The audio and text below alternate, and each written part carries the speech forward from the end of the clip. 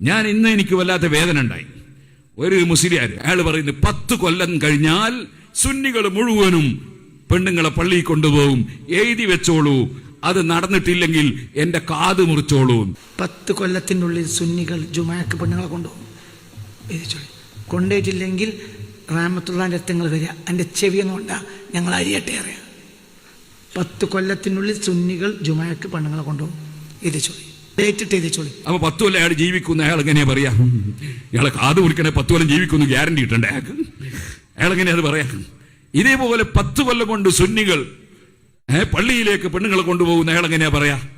ഇവിടെ ഈ മുജാഹിദ് പ്രസ്ഥാനം വന്നിട്ട് എത്ര കൊല്ലമായി പെണ്ണുങ്ങളെ പള്ളി കൊണ്ടുപോകാൻ വേണ്ടി ശ്രമിക്കുന്നു.